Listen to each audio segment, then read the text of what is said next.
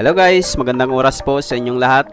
Ang mapapanood nyo po ngayon ay ang isa sa mga 5 piso coins na mataas na ang collector's value. Ito guys, panoorin natin.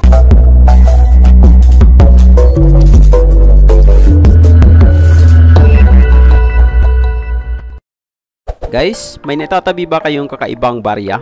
O baka naman naghahanap pa? Dito sa CCTV, paghahanap, pagkilatis at pagkulikta, pag-uusapan natin yan. Guys, bago natin pag-usapan kung magkano o kung papaano magbenta ng mga ganitong barya, ay pasadahan muna natin saglit ang mga features ng baryang hawak natin. Itong 5 piso na ipinapakita ko sa inyo ngayon guys ay ang Litigolf Landing 70th Anniversary Circulating Commemorative Coin. Ibig sabihin po, pwede po itong ipambili sa mga tindahan sa halagang 5 piso. Ang Litigolf Landing guys, ayon po sa kasaysayan ng Pilipinas, ay naganap po noong 1944 nang dumaong ang grupo ni General Douglas MacArthur sa baybayin ng Leyte matapos po nilang talunin sa digmaan ang mga sundalong Hapon na nananakop noon dito sa Pilipinas. Dito po sa overs ng baryang ito ay makikita natin sa bandang taas ang lettering na Litigolf Landing. Dito naman po sa bandang baba ay makikita natin ang numbers na 1944 to 2014. Sa bandang gitna naman po ay makikita natin ang lettering na 70th Anniversary.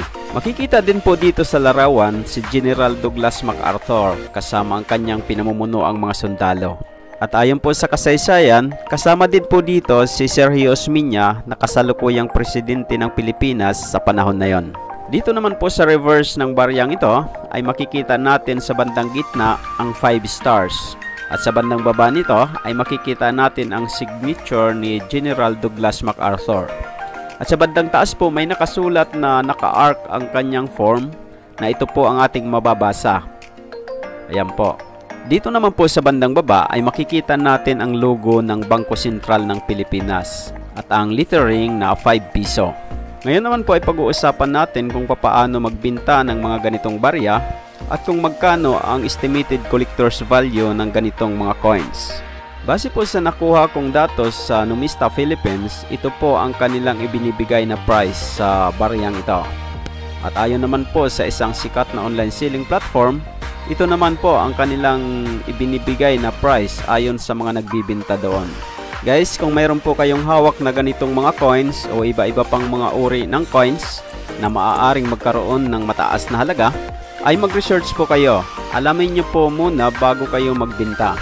Ang mga ipinakita ko po sa inyong mga prices ay isang halimbawa lamang ng mga basihan natin kung tayo ay magbibenta o bibili ng mga coins. Dito po sa CCTV, tayo po ay bumibili ng mga coins na wala pa po sa ating coin collections. Kaya guys, kung gusto nyo pong magbenta, maaari nyo pong i-post ang inyong picture o video ng iyong coins doon sa Coin Collector TV Facebook page. Kung okay lang po sa inyo, ay lagyan nyo na rin po ng presyo kung magkano nyo ibinibenta ang inyong coins. Guys, maraming salamat po sa panonood nyo sa videong ito. At maraming salamat din sa mga nag-subscribe na dito sa aking channel, Coin Collector TV. Kung meron po kayong concerns na gustong ipaabot kay CCTV tungkol sa inyong napanood, ay mag-comment lang po kayo dito sa videong ito. At kung bago lang po kayo dito sa aking channel at hindi pa kayo nakasubscribe, ay mag-subscribe na rin po kayo at i-click ang notification bell para updated kayo sa mga susunod nating uploads. At ito po ang laging tatandaan, ang barya ay mahalaga at dito sa CCTV, ito ang bida.